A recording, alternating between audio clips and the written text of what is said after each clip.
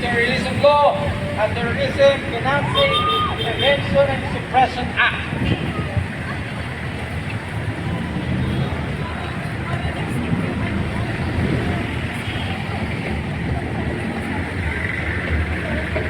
Pahayag mula kay Adora Faye de Vera na kasalukuyang nakapiit sa Cototan, Iloilo District Jail Female. Nakikiisa kami sa paggunita ng pandaigdigang araw ng karapatang pantao ngayong Disyembre 10. Katatapos pa lamang ng Political Prisoners Week kung saan dinalaw kami ng mga kaibigan mula sa iba't ibang sektor. Sila'y nagpasaya at medyo nagpalungkot din sa amin. Masaya dahil sa kabila ng mga siksik na schedule ng Kapaskuhan ay naalala pa rin kami. May mga bagong mukha, lalo na ang kabataan, na puno ng optimismo at sigla.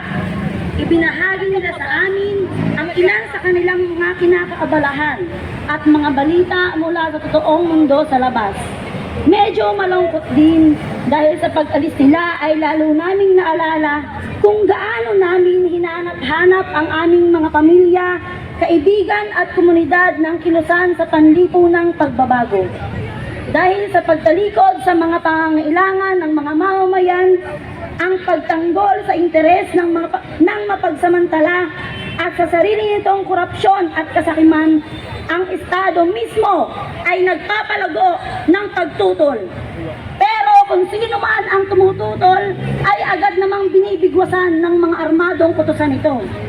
Habang nariyan ang paniniil, lahat tayo, mayaman o mahirap, pero lalo na ang mga mahihirap, ay nanganganib maging biktima. Kaya kailangan magkaisa at mag-organisa. Kailangang ilantad ang katotohanan at kumilos para mabago ang lipunan. Sama-sama natin kamtin ang tunay na demokrasya at kalayaan. Kaisa nyo kami, mabuhay tayong lahat.